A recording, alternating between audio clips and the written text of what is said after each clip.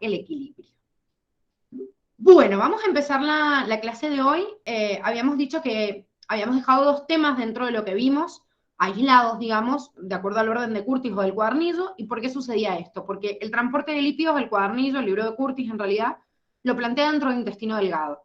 Como si el intestino se encargara de la absorción y del transporte de los lípidos. Y en realidad sí, el intestino absorbe los lípidos, y es en donde comienza todo, pero después tiene un largo recorrido hasta llegar a todo ese transporte de lípidos en el cual participa el hígado como protagonista, vamos a la circulación general, o sea que es como tan amplio que no lo puedo estudiar dentro del intestino delgado, por eso lo vemos aparte. Y lo mismo pasa con metabolismo del hemo. En la metabolización del grupo hemo viene de la degradación obviamente de los glóbulos rojos, que es muy intensa en el cuerpo porque hay muchos glóbulos rojos muriéndose por segundo en el cuerpo. Y en realidad sí es verdad que el producto final del hemo se libera como en la materia fecal. Entonces, Curtis lo mete como un componente, o sea, pigmentos que le dan coloración a la materia fecal. Sí, claro, es el pigmento que le da coloración a la materia fecal, pero no es el único que lo excreta, y el hígado es como sumamente importante en este proceso. También hay una circulación por todo el sistema circulatorio, entonces también es como tan amplio que por eso los hemos dejado aparte. Vamos a empezar con el primero de estos dos temas, o sea, el transporte y absorción, o sea, la absorción y luego el transporte de los lípidos. Nosotros hemos estudiado el intestino delgado hasta el punto en el cual dijimos que el lípido llega a la luz intestinal y el enterocito, dependiendo qué tipo de lípido era, fabricaba una partícula que se llamaba kilomicrón. Eso es lo que hemos visto en clase presencial o virtual cuando vimos intestino delgado, pero ahora vamos a ver bien qué es lo que pasa con las grasas y con qué tipo de grasas para que lleguen al recorrido final y por qué el hígado es tan importante en esto. El lípido es atacado primero que nada por las sales biliares. Las sales biliares están obviamente en la bilis y la bilis, como ya sabemos, la secreta el hígado. El hígado lo que hace con estos lípidos es formar micelas. ¿Se acuerdan qué es una micela? Porque lo vieron en química, hace como mucho, pero lo vieron. ¿Qué era una micela?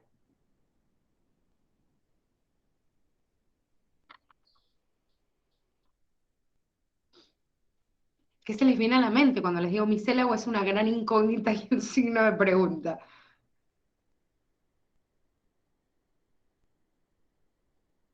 No se acuerdan. Bueno, a ver, las mujeres, que es más común, porque no digo que los hombres no puedan hacerse limpieza de cutis, pero digamos que, bueno, es más común en la mujer, pero por ahí los hombres también lo hacen, o por ahí encuentran la hermana o la mamá que tienen guardadas. Hay muchos líquidos de limpieza que dice agua micelar o líquidos micelares. ¿Han visto qué particularidades tiene? Bueno, el agua micelar, lo que pasa es que el agua micelar tiene más concentración de agua y generalmente viene toda como del mismo color. Pero estos líquidos de limpieza micelar, ¿qué característica tienen? ¿No los han visto en el supermercado?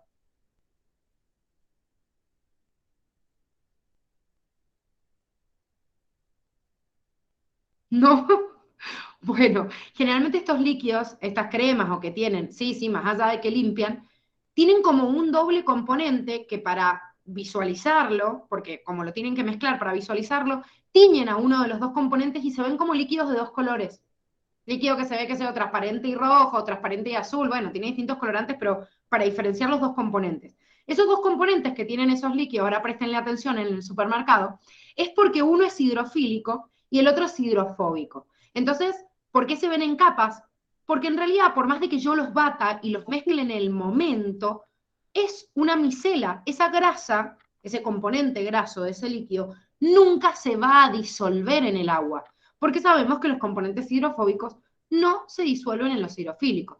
Entonces, ¿qué hago cuando por qué se los muestran así en distintos colores? Para que cuando yo lo use, hay componentes lipídicos de ese líquido que me ayudan a reponer los ácidos grasos de la cara, pero por otro lado, los componentes hidrofílicos tienen algunos detergentes que me sirven para la limpieza facial. Entonces, al batirlo, yo formo como todo un engaño, digamos, como que están mezclados en ese momento, como si yo batiera fuertemente el agua con el aceite. Mezclen en una botellita agua con aceite y batanla fuerte y van a ver que hay un montón de burbujitas de esos lípidos que se pierden entre el líquido, digamos, hidrofílico, entre el agua, pero si yo los dejo un ratito reposar se van a volver a separar, porque las micelas son gotas de grasa, pequeñas gotas de grasa, flotando en un medio hidrofílico en el cual nunca se van a mezclar. Parece que estuvieran disueltos porque una fuerza o lo que fuera hizo presión para pseudomezclarlos, pero en realidad nunca se unen porque es un componente hidrofílico con un hidrofóbico. Lo que hace la sal biliar es esto, como batir o fraccionar todos los lípidos en pequeñas gotitas de grasa, que son estas micelas, disueltas en el agua que tiene contenida esa bilis, en el cual sobre esas micelas, que son pequeñas gotitas de grasa, van a actuar después las enzimas que se encargan de la degradación de los lípidos de esas micelas. ¿Cuáles son esas enzimas? Lipasas, colipasas, fosfolipasas, colesterol, enterasa. Y ustedes me van a decir, dice, nunca vimos estas enzimas, o sea, de pedo vimos las lipasas. Y sí, es verdad, dentro de la descripción de Curtis me nombra la lipasa lingual, la lipasa gástrica, vimos la lipasa pancreática, que era la importante, y después no me nombró a todas las otras. Bueno, las otras enzimas también son parte del jugo pancreático y del jugo intestinal, pero no vamos a detallar cada una de ellas porque el Curtis no les pide la información de cada una de ellas, entonces solo estudiamos acá que hay otras enzimas, además de esas lipasas, que actúan sobre esa grasa, que en la luz intestinal primero actuó la sal de la bilis y sobre la micela actuaron todas las otras enzimas que venían del jugo digestivo y del jugo pancreático. ¿Qué hago entonces ahora con esta micela después de que actuaron todas las lipasas y todas las otras enzimas? Se empiezan a fragmentar los componentes esteroideos y los componentes de los triglicéridos y logran entrar en la célula intestinal, que es el enterocito. Enterocito se le llama a la célula de la mucosa del intestino delgado. Ya estoy dentro del enterocito. ¿Qué pasa? En esta fragmentación, los ácidos grasos que formaban parte de los triglicéridos, recuerdan que el triglicérido es un glicerol con 3 ácidos grasos. Los ácidos grasos de los triglicéridos, que son chiquititos, que tienen de 10 a 12 carbonos, como son pequeñitos, pasan a través de la bicapa de fosfolípidos del enterocito, viajan al intersticio y pueden entrar al capilar sanguíneo y ser agarrados por la albúmina para transportarlos. Recuerden que este ácido graso tiene propiedades hidrofóbicas. No puede viajar solito así por la sangre sin ningún problema. Lo tiene que escoltar una proteína. ¿Qué proteína? La albúmina, que es la que transportaba sustancias hidrofóbicas en la sangre. Bien, ahora, ¿y qué pasa con todo lo demás? Porque el ácido graso de día 12 carbono es el más chiquitito, ¿y qué pasa con el colesterol? ¿Qué pasa con los otros triglicéridos, con los fosfolípidos, con todo? No pueden entrar tan fácil al torrente sanguíneo. ¿Por qué? Porque la albúmina no los puede transportar por el tamaño que tienen, ni siquiera pueden viajar de forma tan fácil. Entonces el enterocito vuelve a agarrar estos lípidos que fueron degradados por estas enzimas y fabrica una gran bola de lípidos, pero la rodea por un grupo de proteínas que se llaman apoproteínas, para convertirla en una gran pelota que tiene adentro toda la grasa que venía de la alimentación, pero la rodea de fosfolípidos, que ya sabemos que son anfipáticos, y de estas proteínas, para convertirla en una sustancia que puede viajar por un medio acuoso. O sea, es como que enmascaro a todo el lípido que está dentro, porque es el relleno de lípido, pero lo que está por afuera sí es hidrofílico. Y forma una gran partícula que se llama kilomicrón. El problema del kilomicrón es que viaja al intersticio, pero no puede entrar al capilar sanguíneo. Acuérdense que los capilares sanguíneos estaban cerrados, o sea, viene la arteriola, se forma el capilar y después va la vénula, pero tienen aberturas muy chiquititas. Entonces, hay incluso capilares que tienen un diámetro máximo de 5 micrómetros, a veces un kilomicrón mide, no sé, 1 micrómetro, o sea, es muy grande, no puede entrar así tan fácil. Entonces, ¿qué hace? Queda ahí en el intersticio, ¿y qué hacemos? Lo absorbe el que se encargaba de recolectar todo eso que quedaba en el intersticio y que no lo podía agarrar la sangre, que es el vaso linfático. ¿Por qué? Porque el vaso linfático, recuerden que era un vaso ciego, que se iniciaba desde el intersticio de los tejidos, no tiene el mismo limitante del tamaño que tiene el capilar, entonces absorbe todos esos kilomicrones desde la célula intestinal y los mete en el vaso linfático. Claro, porque desde la linfa, de todo el cuerpo, y precisamente acá del intestino, que es en donde van a ver los kilomicrones, va a viajar por todo el cuerpo y a la altura del cuello, acuérdense, donde estaba el conducto linfático o el conducto torácico, se vertía a la sangre venosa. O sea que termina entrando en la circulación sanguínea igual. Pero el que lo recolecta desde el intersticio, cuando lo libera el enterocito, es el vaso linfático. Yo en este esquema les he dibujado el vaso linfático de un lado y el vaso sanguíneo de otro para poder estructurar la imagen nada más. pero recuerden que es como que están uno al lado del otro, porque lo que se le llama paquete vasculonervioso de un tejido, que es la arteria, la vena, el vaso linfático, el nervio, van como todos recorriendo en paralelo cada sistema de órganos y cada tejido. La diferencia es que la arteria se continúa con la vena y se capilariza en el tejido, pero el vaso linfático es un vaso ciego, nace ahí. Entonces, como nace ahí, puede recolectar todo lo que ha quedado acá flotando en el intersticio y que no lo puede agarrar el capilar. Bien, entonces ya tenemos todos estos kilomicrones dentro del vaso linfático y primero vamos a describir qué es un kilomicrón para poder entender cómo se va procesando, cómo se va transformando en distintas lipoproteínas. Como les dije yo recién, es como un bombón lleno de grasa, pero alrededor tiene una capa que es soluble en agua. Y por eso puede viajar en la linfa y no necesita ni una albúmina, ni ningún otro componente que lo transporte. Ese kilomicrón que se forma dentro de la célula intestinal tiene un relleno interno donde están todos los triglicéridos y algunos ácidos grasos sueltos, como dijimos, de más de 12 carbonos, que serían todas las pelotitas que se ven acá de color amarillo. Alrededor de esta gran bola de lípidos también sigue habiendo otro lípido, pero no de naturaleza de triglicéridos, sino esteroidea, que es el colesterol, transformado en ésteres de colesterol o colesterol esterificado, son sinónimos. ¿Quién esterifica el colesterol? La misma célula intestinal para formar este kilomicrón. Después tengo toda una capa de colesterol, que es esto que se ve de color crema, ¿sí? Colesterol libre. Pero alrededor de él pongo fosfolípidos y estas proteínas que les decía recién, que se llaman apoproteínas, que me vuelven esta sustancia hidrofílica, cuando en realidad dentro tiene un componente hidrofóbico. Ustedes acuérdense que los fosfolípidos tenían una cabeza hidrofílica y unas colitas hidrofóbicas.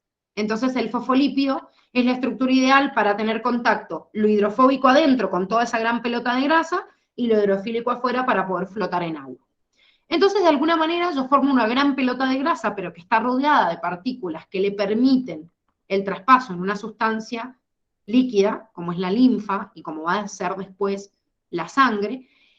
Y a lo largo de dos vías que vamos a ver ahora, que se llaman vía exógena y vía endógena, en la cual el centro y la estrella de todo esto es el hígado, se va a ir transformando esta pelota de grasa en pelotas más chiquititas, ¿sí? Que tienen menos cantidad de lípidos. Antes de ver la vía por la cual se forman, les voy a presentar a estos tipos de lipoproteínas que vamos a ver en el trayecto de vía exógena y endógena.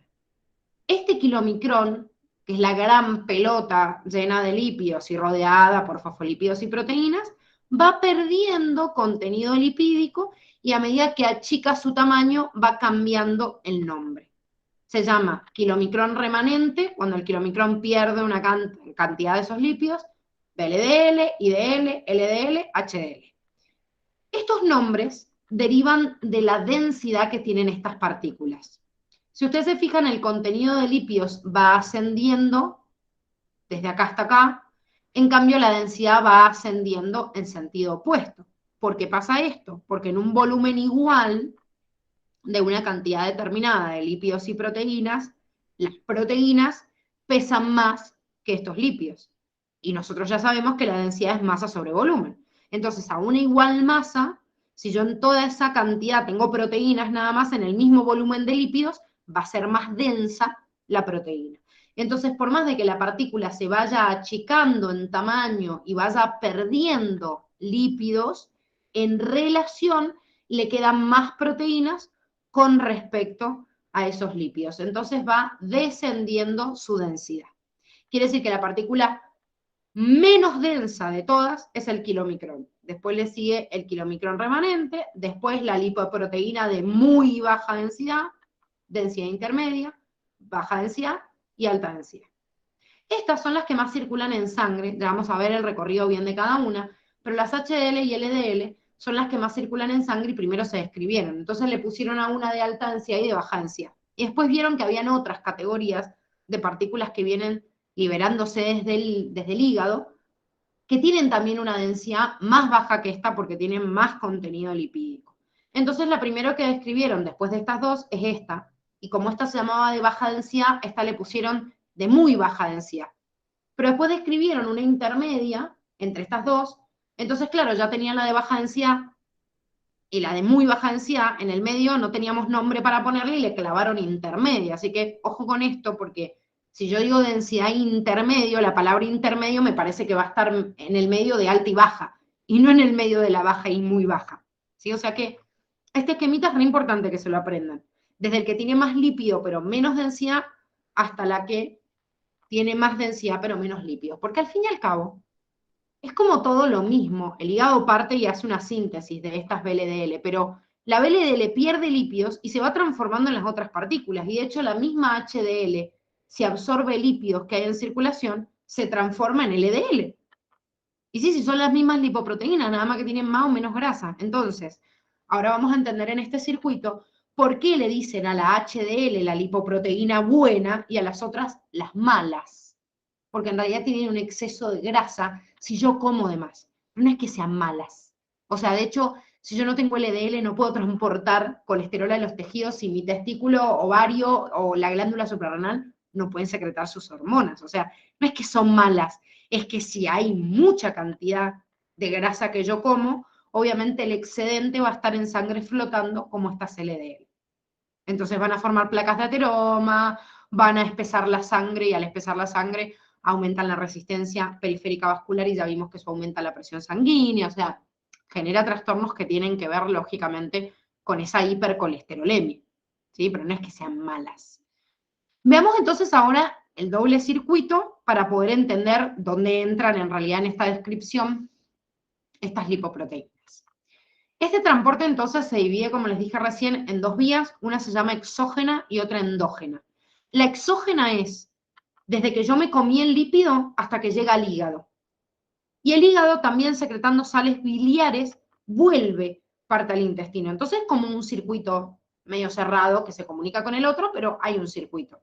Exógeno de lo que viene en la dieta hasta el hígado y el hígado puede volver a introducirlo. Y la vía endógena es desde el hígado a los tejidos y de los tejidos al hígado. O sea, el recorrido del hígado con respecto a la distribución de grasas y la recolección de grasas de todo el cuerpo. Con respecto a esta vía exógena, partimos desde la partícula que sintetizó el enterocito, la célula intestinal, y no el hígado, que es el kilomicrón. El kilomicrón me dice es de origen dietético. Y sí, obvio, porque viene de la dieta. El kilomicrón es de la grasa que yo como, mi enterocito absorbe esa grasa y fabrica kilomicrones. Si yo como más grasa, el enterocito produce más kilomicrones. Si yo como menos grasa, el enterocito fabrica menos cantidad de kilomicrones. Estos kilomicrones, como ya vimos, son ricos en triglicéridos porque adentro tenían más triglicéridos y ácidos grasos, que eran los puntitos que se veían en amarillo, que el colesterol esterificado o el colesterol simplemente, que lo vimos que estaba en color verde o en color piel, en esa figurita de la partícula. El kilomicrón va a parar a la vía linfática, pero a través de los conductos linfáticos, el conducto linfático y el conducto torácico, termina cayendo a la circulación general, o sea que va a parar a la sangre. En la sangre hay una enzima que se llama lipoproteína lipasa. La lipoproteína lipasa, que por favor no se la confundan con otras lipasas, como por ejemplo la lipasa pancreática, la lipasa que actúa dentro del intestino, esta está en la sangre. Y la lipoproteína lipasa le va sacando triglicéridos de adentro de esta gran bola de grasa que es el kilomicrón para entregar ácidos grasos y glicerol hacia los tejidos. Porque todos los tejidos necesitan triglicéridos para sintetizar. De hecho, los mismos fosfolípidos están formados por ácidos grasos y glicerol. Entonces, todo el tiempo la célula necesita parte de esos componentes. Y esos ácidos grasos pueden ser distribuidos gracias a la degradación de esa lipoproteína lipasa. Entonces, si yo la gran bola de kilomicrón la hago más chiquitita, la transformo en la lipoproteína que sigue, que es el kilomicrón remanente, que no tiene tanta cantidad de triglicéridos y es más abundante en colesterol, porque lo que yo le degradé son justamente los triglicéridos. Si yo saco esto del kilomicrón más cantidad de triglicéridos, esta pelota me queda más chiquitita, pero tiene en proporción más colesterol, que es esto que vemos acá, y el verde, que es el colesterol esterificado, en relación al triglicérido, porque la lipoproteína lipasa está sacando triglicéridos. Bien, obtengo un kilomicrón remanente y ese kilomicrón remanente va a parar al hígado. El hígado, el gran centro de distribución de grasas del cuerpo, le llega el kilomicrón remanente como la fuente de lípidos disponibles de la dieta. Pero ahora el hígado tiene que hacer un procesamiento imagínenselo como un gran centro de distribución que tiene que sacar camiones de reparto de lípido hacia todo el cuerpo y vuelve a resintetizar algunos tipos de triglicéridos nuevos que se sintetizan en el hígado, pone también los ésteres de colesterol y me fabrica una partícula que en realidad tiene un poco menos de grasa que el kilomicrón remanente, por eso es un poco más chica, tiene densidad más grande que el kilomicrón remanente, pero es la lipoproteína de muy baja densidad, porque es la que más cargada de lípidos está. Es como el gran camión de reparto que saca desde el centro de distribución del hígado para ir a repartirle grasa hacia todas las células del cuerpo. Entonces, otra vez, cuando ese camión sale de reparto a la circulación, se vuelve a encontrar con la misma enzima, que era la lipoproteína lipasa, porque la lipoproteína lipasa dijimos que estaba en la sangre. Y así como la lipoproteína lipasa ataca al kilomicrón y lo transforma en kilomicrón remanente, también ataca a la VLDL y la transforma en IDL, o sea, una partícula más chica, de un poquito más de densidad, pero más chica en tamaño. Y esta IDL también se encarga de donar parte de sus fosfolípidos a las células en general, que va recorriendo a lo largo de los capilares, y capta algunos ésteres de colesterol, generando desde esta IDL una partícula más chiquitita que tiene menos cantidad de colesterol en su interior, que se llama LDL, y que de última puede pasar parte de su contenido a las HDL, que son las lipoproteínas que más baja densidad tienen en sangre, o sea, menos carga de lípidos. Entonces, al fin y al cabo, la VLDL circula en sangre, pero la lipoproteína lipasa la está atacando permanentemente, igual que la IDL, igual que el kilomicrón. Entonces, al fin y al cabo, me quedan en sangre circulando la mayor cantidad del tiempo muchas LDL e HDL, que son las dos, digamos, por eso son las dos que más se conocen, las dos partículas que serían como los dos camioncitos que andan en las calles circulando. El mismo Curtis les pone esta homología con el camión. Imagínense la LDL como un camión de reparto de lípidos, o sea, cargado de lípidos, por eso tiene baja densidad, porque tiene más cantidad de lípidos, y la HDL que sería como el camión vacío, o sea, como tipo el camión de basura, que recolecta lo que sobra. La LDL le reparte el colesterol a los tejidos, donde obviamente va a ser más importante en las células que todas las células requieren colesterol. Acuérdense que el colesterol estaba en todas las membranas. Pero lógicamente una glándula endocrina que sintetiza hormonas esteroideas va a ser la que más va a absorber. Por eso les pone ejemplo de la fabricación de hormonas esteroideas, entonces en el testículo, en el ovario, en la glándula suprarrenal voy a entregar más, pero todas las células necesitan colesterol, al igual que triglicéridos. Pero claro, los triglicéridos venían como que la lipoproteína lipasa le sacaba parte de ese contenido, ¿sí?, de ese tipo de lípidos, y le entregaba o le distribuía a las células. En cambio, la DLL es la encargada de repartir este tipo específico de grasa, que es el colesterol. Entonces, el excedente de lo que le sobra, los residuos que le sirven obviamente a las células, lo que viene de la LDL, pero la célula también tiene residuos que desechar, lo recolecta la HDL. Entonces, de esa forma, la HDL, como un camión de basura, cuando se llena de basura, primero que mientras más lípidos carga, obviamente se va convirtiendo en una partícula que tiene menos densidad, pero tiene más lípidos, entonces estas mismas HDL, al absorber lípidos, se transforman de alguna manera en LDL y vuelven al hígado para que el hígado vuelva a procesar y trate de excretar el excedente de eso a través de la bilis. Si no, lo deposita en tejido graso. Si yo tengo muchos residuos de las células, estoy repartiendo más de lo que el cuerpo necesita, porque meto en la grasa, en el contenido graso de la dieta, más cantidad de lo que mi cuerpo demanda, y bueno, lo tengo que acumular. Es como que fabriqué un montón de cosas y las células ya están satisfechas y bueno, lo mando a un depósito. El depósito sería justamente eso, el tejido graso me sobró y bueno, lo he hecho ahí. Fíjense, miremos en una gráfica estos dos procesos para poder entenderlos. La vía exógena es la que comenzaba entonces con los lípidos de la dieta, van a pasar al intestino después de que actúen las sales biliares sobre él y obviamente las lipasas, colipasas, colesterol esterasa y llegan al intestino que fabrica un kilomicrón. ¿Qué pasaba con el kilomicrón? Se va a la vía linfática. La vía linfática lo termina virtiendo en la vía sanguínea. Cuando entro en la sangre y en los capilares sanguíneos, venía la otra enzima que se llama lipoproteína lipasa. Le saca triglicéridos. Esos triglicéridos que dan ácidos grasos y glicerol son repartidos a distintos tejidos. Pusieron ahí el músculo del tejido adiposo como ejemplos, pero en realidad lo reparten a todos los tejidos que lo necesiten. Se achica en tamaño y se transforma en un remanente, kilomicrón remanente.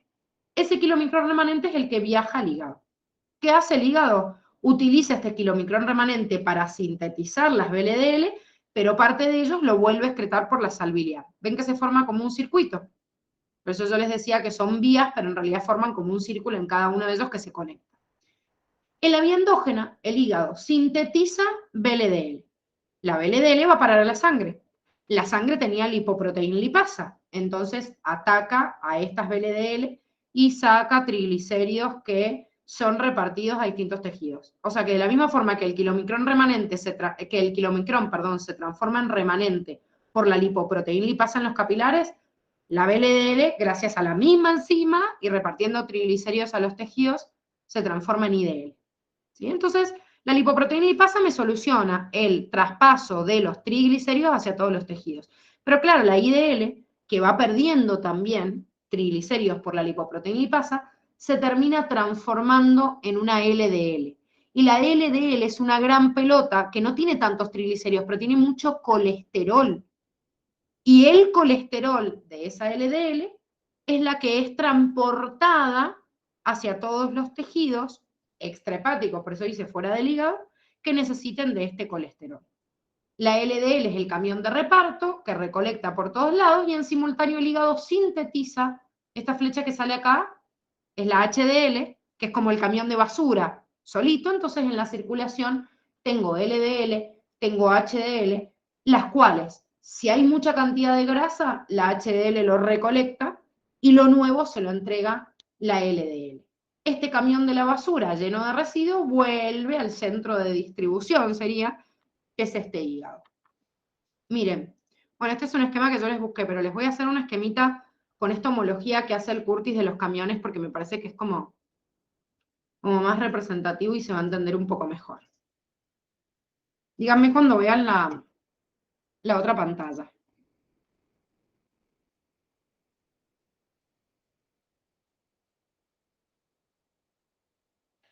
Ya la ven, ¿no? Sí. Bueno, imaginemos, ¿no? A la... Uy, se me cayó el lápiz del carajo. Esperen porque no puedo escribir. Ahora sí. Imagínense los vasos sanguíneos como una calle. ¿Sí? O sea, son como las calles en las cuales van a circular estos camioncitos. Imaginémonos a las células como sucursales, o sea, como distintos tipos de negocios que van a recibir los nutrientes que les van a repartir. ¿Sí? Vamos a poner ahí células como si fueran sucursales. Tengo un gran centro de distribución, sería como el lugar más importante en el cual se distribuye absolutamente todo, que es el hígado. ¿Sí?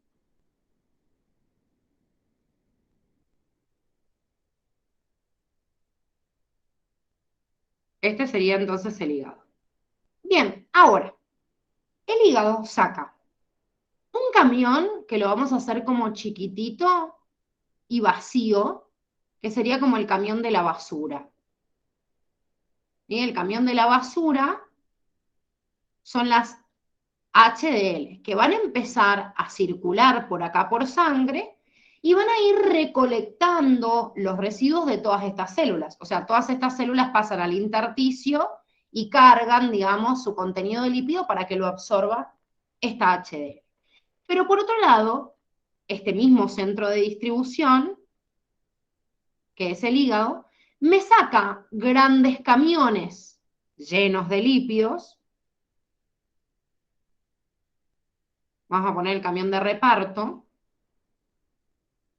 que son las VLDL.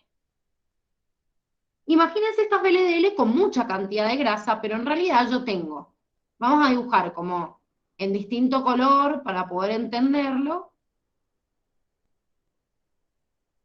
Este camión de reparto tiene distintos tipos de partículas. Imagínense, no sé, que las azules que pusimos ahí son triglicéridos y el rojito son todos los derivados del colesterol. Recuerden que son dos tipos de grasas distintas. No es lo mismo el triglicérido que el colesterol. Entonces, claro, este camión, en realidad, va dividiéndose en camiones como más chiquititos, digamos, en tamaño, porque tiene menos cantidad de contenido en su interior, que serían las IDL y las LDL. O sea, siguen siendo camiones de reparto, pero que en realidad siguen conteniendo como más cantidad de colesterol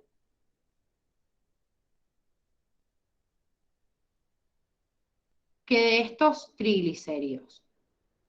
Tal es así que la LDL casi como que es todo un camión de colesterol y tiene muy poquito triglicéridos. ¿Por qué? Y porque dijimos que cuando van, acá supongamos que vayan por otro recorrido, o sea, por otra calle de circulación, en realidad son las mismas porque se van entrecruzando, van perdiendo estos triglicéridos que van repartiendo también. ¿Por qué? Porque venía la lipoproteína lipasa, que estaba en la sangre, y que le iba sacando triglicéridos. Entonces, la lipoproteína lipasa saca triglicéridos y también hace un centro de reparto. Esto también le termina llegando a las células, pero gracias a la lipoproteína lipasa. Pero en la circulación entra este camión, que es el camión de la LDL, que tiene una gran cantidad de colesterol. Tiene muy poquita cantidad de estos triglicéridos, pero tiene mucho colesterol. Entonces, claro, fíjense, la LDL es un camión de reparto que va a hacer esto. Va a entrar a las células, va a ir repartiendo, ¿sí? Y le va a ir entregando este colesterol a cada una de las células que va a entrar por simple difusión y bueno, en cada sucursal va a haber colesterol y van a estar satisfechas. ¿Qué le va pasando a este camioncito cuando va perdiendo esta cantidad? Y se va vaciando, ¿sí? Cuando este camioncito va entregándole a todas las células, le queda poco colesterol. Y por otro lado, este camión de la basura que viene recolectando los lípidos que no sirven, que hacen el sentido contrario, hacen esto, van cargando de colesterol a este, digamos, camión de la basura y se van cargando. Si ustedes se fijan en la circulación, es como que la HDL cuando recolecta residuos y la LDL cuando reparte, es como lo mismo. Se lo he dibujado en verde y en amarillo para que ustedes vean el origen, pero cuando igualan su concentración, es como que la HDL, cuando recolecta mucho residuo de afuera, se termina transformando en LDL. Al fin y al cabo es un camión del mismo tamaño y que tiene la misma cantidad de lípidos. Entonces, en situaciones normales, estas LDL siguen dando vuelta en sangre y se van tratando de vaciar hasta reconvertirse en estos camioncitos vacíos que van a regresar al hígado y este camión de la basura llega al centro de distribución de vuelta, que es el hígado, para liberar esos desechos. Y que esos desechos sean resintetizados. Acá hay toda una planta, imagínense, de potabilización, un centro de reciclamiento y que va a volver a poder sacar de lo que sirve estas BLDL. Pero claro, siempre y cuando esté en equilibrio. Ahora, ¿qué pasa si yo, como centro de distribución, como hígado, me llega una cantidad terrible de grasa? Entonces puedo fabricar, no sé, 1000 kilos de estas partículas que van a salir en estos camiones de reparto. Pero todas las sucursales y los negocios que yo tengo ahí van a consumir 100 kilos, nada más 1000. ¿Qué va a pasar con los otros? Y van a quedar como un montón de estos camiones, que son las LDL, dando vuelta en la sangre al pedo, con un montón de grasa, acumulándose en los tejidos, taponeando arterias y estorbando todo. ¿Por qué? Porque si la oferta es mayor que la demanda, no tengo ni cómo venderlo, ¿sí? Entonces, si la célula quiere recibir más grasa de la que realmente necesita, se va a acumular en algún lado. Ahora, si yo hago una dieta equilibrada y mi centro de distribución, mi hígado, le llega para producir 100 kilos de una partícula y todas las sucursales, que son mis células, absorben esos 10 kilos, bueno, listo, está compensado. Entonces en la circulación se van intercambiando estos camioncitos y todo lo que aparece como basura se lo lleva a la HDL de vuelta al hígado y lo recicla, y las LDL siempre están en equilibrio solo reponiendo lo que la célula necesita, pero no se acumulan en ningún lado. ¿Se entiende la metáfora o la explicación?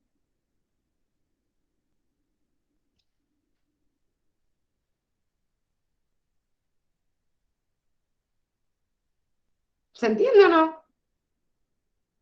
Sí, Gisa. ¿Se han quedado como mareados? Entonces igual que es mucha info, pero si se hacen el dibujito o la representación mental, por ahí les va a ser más fácil entender este esquemita general, que es el que tienen en el apunte de clase. Y si ustedes se fijan esto, da la lógica también de los valores normales que yo tengo que tener en sangre, como las LDL y las HDL son las lipoproteínas que tienen más colesterol. Cuando nosotros hacemos un análisis de sangre y nos dicen el colesterol total, no es que precisamente sea colesterol solo que anda flotando, sino que son las lipoproteínas, las HDL y LDL, que tienen tanta concentración de colesterol en relación a los triglicéridos. Por eso le dicen colesterol. Cuando yo hablo de colesterol total y que tiene que ser menor a 200 miligramos por decilitro, es que el colesterol que da vuelta en sangre como camioncitos, más vacíos o más llenos de HDL y LDL, ¿por qué yo le llamo HDL colesterol bueno? Y porque es un camión vacío que me recolecta residuos. Si yo tengo poquita cantidad de HDL, por eso es bueno, porque sigo teniendo camiones vacíos que recolectan el exceso y no se va a acumular en las arterias y en los tejidos. En cambio, las LDL no es que sean malas, son las lipoproteínas que le dan colesterol a todas las células que lo necesitan, pero es mala tenerla en exceso. Por eso hay un límite superior de LDL que no debe exceder los 100 miligramos por decilitro en sangre. En cambio, tengo un límite al revés, ¿sí? Un límite inferior en HDL. Tengo uno superior en LDL y acá uno inferior. Mientras más HDL tenga circulando de la proporción del colesterol total, mejor, porque quiere decir que para la demanda de mis células todavía hay más camiones vacíos que pueden seguir recolectando basura y los camiones llenos están ahí, repartiendo lo que necesitan, pero no exceden, no hay de más. No hay de más para no sobresaturar el sistema. Las LL, lo más peligroso, como quedan circulando, y después hay una parte que pueden volver al hígado, pero es muy poco, o sea, las HDL siguen, le pasan después por ahí sus residuos a las HDL que se sobresaturan, pero siguen circulando al pedo a ver si alguien necesita lípidos, pero como todo el tiempo la sangre se coagula, pues se forman coágulos espontáneamente, así como obviamente hay una antitrombina que trata de romper los coágulos, pero como se coagula todo el tiempo, se forman, se pegan plaquetas en estas LDL y se forman grandes bolas de lípido que atoran a las arterias, que es lo que se llama placas de ateroma. Y nosotros ya sabemos que es sumamente peligroso tener una placa de ateroma en una arteria porque le reduce el radio. Y si yo reduzco el radio, tengo un aumento muy grande de la resistencia periférica total y aumenta mucho la presión. Y más si está localizado en un lugar. O sea, por ejemplo, si tengo la mala suerte que una plaquita de ateroma se fue una arteria chiquitita, que eso como la retina, la arteria de la retina, taponeó la retina y me da un infarto en esa arteria, listo, me quedé ciego. Ni hablar si un pedazo de coágulo se desprende y va a una arteria más importante como alguna coronaria y me da un infarto de miocardio y no es que me quedo ciego, directamente me acabo muriendo. Entonces, bueno, es como re peligroso tener estos bolas de grasa dando vuelta. Y además aumentan la viscosidad de la sangre. Otro motivo por el cual también espesan más la sangre y aumentan más la resistencia periférica total. Estos resultados del colesterol en sangre, chicos, son un anexo. Hace 2 años supuestamente la facultad lo sacó, o sea, no les tendrían que tomar los límites, pero me pareció copado ponérselo para que ustedes entiendan, porque es como bastante popular el decir el colesterol malo, el colesterol bueno, y nunca saben qué miércoles significa, y por ahí es interesante ver un análisis de ustedes o de cualquier familiar en la casa y saber de qué me está hablando, porque hay un límite de uno que tiene que ser por encima de tanto y el otro por debajo de tanto, ¿sí? O sea, es para que sepan a modo anecdótico los valores, pero estos datos en teoría tienen que saber qué es la HDL, qué es la DL y todo lo que vimos anteriormente. Este límite en realidad de números, en teoría, deberían no preguntárselos. Bien, vamos al segundo tema de hoy, que es el catabolismo del grupo hemo, o sea, la degradación del grupo hemo. Primero que nada es importante entender de dónde viene este grupo hemo, y en realidad este grupo hemo viene de los glóbulos rojos. Recuerden que nosotros tenemos en cada microlitro de sangre, como 5 millones de glóbulos rojos. Cada glóbulo rojo tiene a la vez adentro 265.000 millones de moléculas de hemoglobina. Y cada una de estas hemoglobinas, cada vez que se rompe un glóbulo rojo, que tiene una vida media de 100 a 120 días, recuerden que el glóbulo rojo no se podía autosuicidar, o sea, hacer una apoptosis porque no tiene núcleo. Es como una célula descerebrada, porque no tiene el cerebrito que es el núcleo, que anda circulando y repartiendo oxígeno desde su hemoglobina, pero no sabe cuándo está bien y cuándo está mal. Por eso el sistema macrofágico tisular, en el cual es dominante el vaso, aunque también tenemos las células de Kupffer del hígado, la médula ósea, los barren de circulación, los matan para degradarlos y poder volver a sintetizar otros glóbulos rojos en la sangre, ¿sí? Entonces, este en realidad sistema macrofágico tisular que me va a degradar o me va a matar, ¿qué sería como un virus bueno? Perdón, ese que lo acabo de leer. ¿El glóbulo rojo, me decís?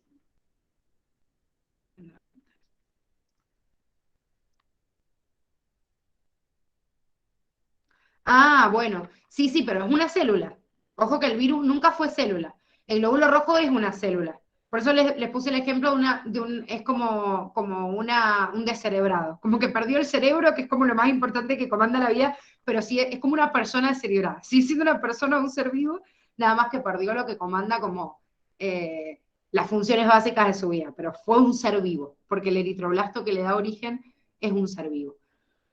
Entonces, esta hemoglobina, al fin y al cabo, parte de la degradación de esta molécula, de los glóbulos rojos, obviamente, que se van matando en sangre.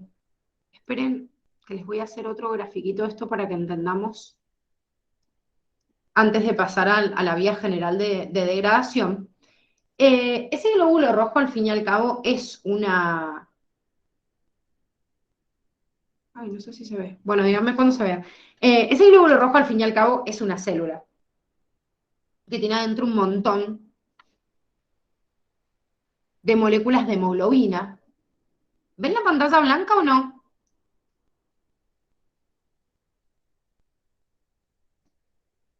Yo la veo negra.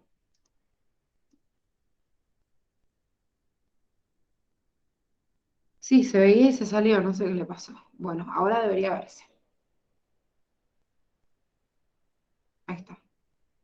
Bueno, imagínense un glóbulo rojo, ¿no? El glóbulo rojo adentro tiene un montón de moléculas de hemoglobina. Entonces vamos a hacer de cuenta cada un montón así de moléculas de hemoglobina. Es una bolsa como llena de hemoglobinas. Bien, sobre este glóbulo rojo actúa el sistema macrofágico tisular.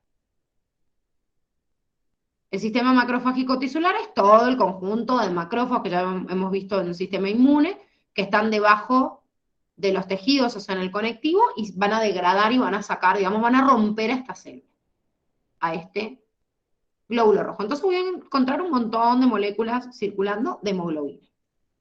Bien, esta hemoglobina es una proteína que se va a degradar también en sangre. Supongamos vamos a hacer el agrandamiento de una de estas moléculas de hemoglobina, pero yo cada vez que la rompa, o sea, la degrade a esa hemoglobina, voy a obtener la parte proteica, que se llama globina, y otro grupo que se llama grupo hemo. Si yo les agrando una molécula de hemoglobina, ustedes van a ver 4 grandes cadenas de proteínas que se llaman alfa y beta globulinas, estas globinas. Yo no sé si se acuerdan, pero habíamos visto en genética cuando había una talasemia o cualquier tipo de proceso, eh, digamos de anemia genética, se alteraban las globinas de la hemoglobina. Por eso no podía distribuirse correctamente la sangre hacia los tejidos. O sea, estas pelotitas que están viendo en azules, cada hemoglobina tiene 4 globinas. Pero adentro de cada globina existe un grupo hemo.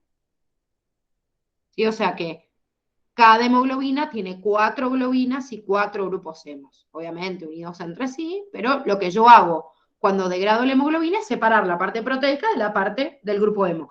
Obviamente que la globina es una proteína, así que se puede volver a sintetizar para formar otro glóbulo rojo, o la degrado y obtengo aminoácidos esenciales que me van a servir para sintetizar otro tipo de compuestos, no importa, es una proteína. Pero el hemo, si yo lo agrando a este hemo, me voy a encontrar con un grupo tetrapirrólico.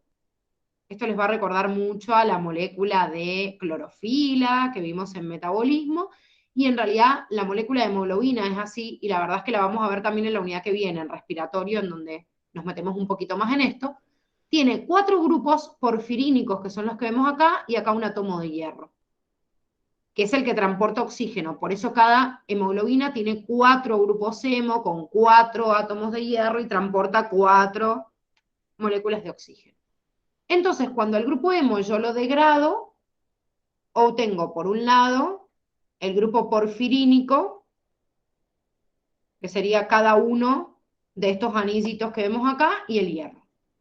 El hierro se vuelve a utilizar, o sea, se vuelve a reutilizar o se almacena o a lo sumo se excreta, pero como es un, a ver, es un ion, todos los iones yo los puedo volver a circular, así como tengo sodio, tengo potasio, tengo cloro y lo puedo volver a utilizar, bueno, el hierro se vuelve a reutilizar. El problema de este grupo porfirínico es que se vuelve a degradar y obtengo en concentraciones equimolares monóxido de carbono, que es un gas y obviamente lo tengo que liberar como desecho, y obtengo un compuesto que se llama biliverdina. Y la biliverdina es un compuesto que empieza a acumularse y es tóxico, entonces sufre todo un proceso de degradación, que es el que vamos a empezar a ver acá. Entonces, primero degrado el glóbulo rojo, obtengo la hemoglobina. De la hemoglobina se rompe la globina y se separa el hemo. La globina se vuelve a reutilizar. El hemo se parte en grupo porfirínico y hierro. El hierro lo vuelvo a reutilizar o lo almaceno. Y el grupo porfirínico lo vuelvo a dividir, a degradar en dos, en monóxido de carbono y biliverdina. El monóxido de carbono se libera, generalmente por el sistema respiratorio, porque se puede volver a combinar y transformarse en dióxido de carbono y ser excretado a nivel gaseoso en el sistema respiratorio. Y ahora voy a ver el procesamiento de la biliverdina, en donde el hígado cumple así como una función fundamental importantísimo. Falla el hígado y medio como que me quedo corta para hacer cualquiera de estos procesos. Bien, entonces, esperen que se comparta de vuelta.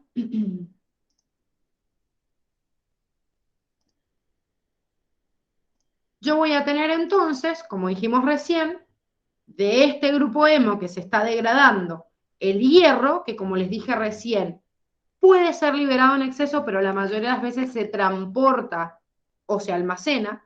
La proteína que transporta el hierro en sangre se llama transferrina, y la transferrina la lleva a la médula ósea para que la médula ósea, por ejemplo, la utilice para formar nuevos glóbulos rojos a través de los eritroblastos. Y si no, se dirige al hígado o a otros tejidos y se almacena uniéndose a otra proteína que se llama ferritina. O sea, la transferrina transporta, la ferritina almacena hierro. Y el monóxido de carbono dijimos que se liberaba, pero la biliverdina, que es un componente de color verdoso, se transforma en la sangre en bilirrubina no conjugada o indirecta a través de una enzima que se llama biliverdina reductasa. Más o menos para que se den una idea, por cada gramo de hemoglobina que yo degrado de este grupo, o sea, de los glóbulos rojos, obtengo 35 miligramos de bilirrubina. Claro, y uno dice, ¿y dónde están todos los otros gramos? Y todos los otros componentes que hemos visto. O sea, monóxido de carbono, hierro, la globina, o sea, todo lo demás va a recircular. El problema es que la biliverdina, y después transformada en bilirrubina, es un compuesto muy tóxico que requiere una vía de metabolización y de degradación específica. Por eso vamos separando cada componente. Es como que cada uno se encarga de ir procesando cada uno de ellos. Entonces, esta bilirrubina no conjugada, que ahora está en sangre, porque dijimos biliverdina, biliverdina reductasa y tengo bilirrubina no conjugada o indirecta, es transportada por la albúmina porque es una sustancia que no es hidrosoluble, o sea, es liposoluble. Entonces la albúmina la escolta, la agarra y la transporta hasta el hígado. El complejo de la albúmina unida con la bilirrubina no conjugada la capta el hígado a través de la circulación sanguínea y el hepatocito mete esta bilirrubina no conjugada al retículo endoplasmático liso. donde lo va a conjugar, o sea, le va a unir un compuesto que se llama ácido glucurónico, con una enzima llamada glucuroniltransferasa. O sea, la glucuroniltransferasa le transfiere ácido glucurónico a la bilirrubina no conjugada y le transforma en bilirrubina conjugada. Se llama conjugada pues está conjugada con ácido glucurónico.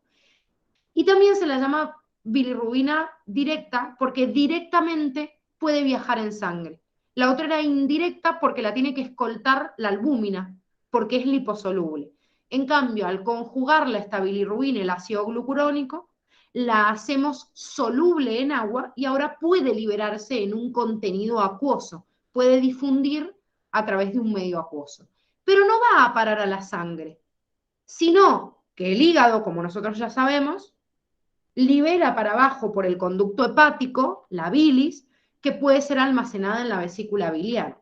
Entonces esta bilirrubina se empaqueta, o sea, sale del retículo endoplasmático liso, se empaqueta en vesículas por el Golgi y se expulsa por los canalículos biliares hasta que llega a la vesícula biliar. La vesícula biliar almacena la bilis, pero cuando otra vez tengo el estímulo de liberar esta bilis, ¿a dónde va a parar? Al intestino delgado, como ya hemos visto. El intestino delgado recibe la bilis se encarga, como ya hemos visto, del transporte y participa de la esterificación de las grasas, pero este compuesto que está en la bilis, que es esta bilirrubina conjugada, cuando llega al colon, o sea, al intestino grueso, las bacterias que habitaban en el colon atacan a la bilirrubina conjugada y la transforman en una sustancia que se llama estercobilinógeno. O también como sinónimo, porque primero se pensaba que eran dos sustancias distintas y después se dieron cuenta que no, se lo llama urobilinógeno también. Ahora vamos a ver por qué. Entonces, la bilirrubina conjugada, el hígado la saca por la bilis llega al intestino delgado, del intestino delgado pasa al intestino grueso, las bacterias lo atacan y lo transforman en estercobilinógeno. Cuando el estercobilinógeno es expuesto al aire, ¿sí?, al mismo aire que también entra desde el intestino grueso, se transforma en una sustancia que se llama estercobilina y es la que se libera por las heces y la que le da la coloración a la materia fecal. Entonces, la estercobilina, que viene de esa bilirrubina conjugada, que viene a la vez de la bilirrubina no conjugada, que viene a la vez de la biliverdina, que era del grupo hemo, y así me voy yendo para atrás en toda esta etapa que hemos visto, se termina liberando en un 80% por las heces. Y uno dice, ¿qué pasa con el otro 20%? Si ustedes se fijan, lo que cae en el intestino delgado, como ya hemos visto, el intestino delgado se encarga de la absorción de sustancias, absorbe monosacáridos, absorbe aminoácidos, o sea, absorbe todos los nutrientes. Bueno, dentro de esta absorción hay parte de la sustancia que viene con la bilirrubina, digamos, conjugada, que va a parar por las sales biliares al intestino, que vuelve a pasar a la sangre porque se absorbe por el epitelio de la mucosa intestinal. Entonces, ¿cuánto se absorbe? En realidad se absorbe una pequeña proporción que va a parar a la sangre y otra vuelve por el sistema aporte hepático al mismo hígado. De ese 20%, el 15% que se reabsorbió pasa directamente a la sangre y la sangre se filtra todo el tiempo por el riñón, entonces esa sustancia se transforma en urobilina, que sería como la sustancia que libera la orina. Entonces, parte de la metabolización de la bilirrubina la termina liberando la orina y no la materia fecal. Fíjense, entre este 80 y este 15, la gran cantidad la liberan entre la materia fecal y la orina. Pero una partecita de ella, absorbido por la mucosa intestinal, recuerden que el sistema porta-hepático comunicaba todos los capilares de todo el sistema digestivo, incluido el intestino delgado, y volvían por la vena porta al hígado. Entonces parte de esto vuelve al hígado y el hígado lo vuelve a meter en la bilis. Entonces hace un circuito cerrado. Por ende, recircula hasta eliminarse. Si repasamos todo lo que estábamos viendo hasta acá, en esta gráfica podemos ver entonces el glóbulo rojo lo ataca, como vimos en el otro esquema, el sistema macrofágico tisular. Degrada toda la parte de la célula y obtiene las bolitas, digamos, de hemoglobina, que son cada hemoglobina 4 globinas y 4 grupos hemos. La globina ya vimos que se degradaba como una proteína, puede volver a unirse en la médula ósea con hierro para volver a sintetizar más hemoglobina, pero bueno, se recicla. ¿Y al grupo hemo qué le pasa? Y el grupo hemo se dividía en hierro, en monóxido de carbono, y la hemoxigenasa saca del grupo hemo la biliverdina. La biliverdina en sangre es actuada por la biliverdina reductasa. Esto está mal, corríjanlo por favor en el apunte de clase. No es bilirrubina reductasa, es como dice el cuadernillo, biliverdina reductasa. Yo me confundí al tipiarlo. Entonces, la biliverdina reductasa reduce a la biliverdina, que es un compuesto verdoso, y lo transforma en bilirrubina no conjugada. ¿Por qué? Porque no era soluble en la sangre y tiene que viajar unida a la albúmina. Esa bilirrubina no conjugada o indirecta sumada a la albúmina viaja por sangre hasta que llega ¿a dónde? Al hígado. ¿Qué hace el hígado? La mete en su retículo endoplasmático liso, la conjuga con ácido glucurónico a través de la enzima glucuroniltransferasa y sintetiza bilirrubina conjugada. Esto hasta acá, esta coloración que están viendo acá, verde y amarillenta, es como muy característica de una transformación lógica que se vive en la degradación de este grupo hemo. El grupo hemo por el hierro tiene un color rojizo, chicos, medio morado, que después por esta vía en la sangre se transforma en verde y en amarillo. Por eso cuando ustedes se producen un hematoma y le sangra internamente un vaso, el moretón se ve medio morado, medio rojo, o sea, se ve roja la zona, después se ve morada, después se ve verde y después se ve amarilla cuando desaparece.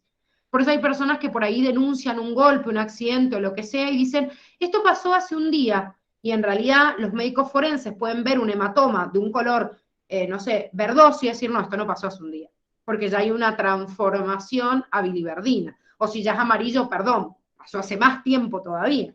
¿Sí? Entonces, la transformación, esa coloración tiene que ver con estos pigmentos que viajan en sangre. Pero ya la bilirrubina conjugada ya no viaja en sangre, está en el hígado, y va a ser liberada por la bilis hacia el sistema digestivo. Este sería el intestino delgado. Entonces, el intestino delgado lo recibe, y del intestino delgado me voy al intestino grueso. ¿Qué pasa en el colon?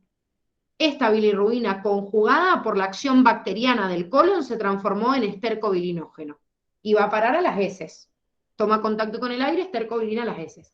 Pero en intestino delgado todavía, que este mismo compuesto, en vez de decirle estercobilinógeno, le digo urobilinógeno, si pasa a la sangre y se queda en la sangre la bilirrubina ahora conjugada o directa, cuando llega el riñón a filtrarla y la vemos en la orina se llama urobilina. Y parte de ella, que del intestino delgado se reabsorbió, pero fue por la vena porta y regresó al hígado, y fíjense que hace una circulación así. Porque bilirrubina conjugada va la bilis al intestino, y si el intestino se absorbe como bilirrubina conjugada y vuelve como bilirrubina conjugada al hígado, es como una circulación enterohepática que se calcula más o menos el 5%. Hay un video de esto que les complementamos ¿cómo se llama? En la plataforma, por favor véanlo. Lo único que no coincide un poco son estos porcentajes, porque bueno, puede variar en la bibliografía. Denle bola al porcentaje que está acá porque es el de la bibliografía que ustedes estudian, pero les vuelve a explicar todo el metabolismo a través de un grafiquito que por ahí si les quedó duda o si no lo vuelven a ver acá de la clase para que se aclare, digamos, y no les quede ninguna duda con respecto a esto. Entonces, ¿por qué el hígado cumple un punto fundamental acá? Porque fíjense que al fin y al cabo esta bilirrubina no conjugada, que es tóxica, termina después de esta conjugación liberándose el 80% a través de las heces. ¿Qué pasa si el hígado no cumple su función normalmente? Esta bilirrubina no conjugada que está en la sangre, obviamente que el riñón la va a tratar de sacar todo el tiempo. O sea, que no va a aparecer urobilina en orina. Si el hígado no hace este trabajo, la bilirrubina empieza a pasar a la orina, pero chicos, no alcanzo a filtrar tanta bilirrubina y se empieza a acumular en los tejidos. Por eso cuando el hígado falla, aumenta la bilirrubina no conjugada en sangre y empieza a acumularse en los tejidos, dándole una coloración amarillenta que se denomina ictericia. Pero si acumulo la bilirrubina ahí y sale mucha bilirrubina no conjugada por orina, se empieza a colorear la orina de un color así tipo Coca-Cola, que es la coloración en realidad que yo veo, o similar a la que veo en las heces por mucha cantidad de esta bilirrubina, que se denomina coluria. Y claro, como el hígado nunca lo conjugó, la bilirrubina conjugada nunca llegó a la bilis, o sea que nunca se va a excretar por las heces. Entonces, la gran coloración o pigmentación de las heces, que depende de esto, empieza a descender. Se le llama hipocolia o acolia a la falta de secreción de bilis, en realidad, de la vesícula biliar a través del coleo, que puede pasar por distintos motivos. Puedo tener un bloqueo en la vesícula y que no haya bilis.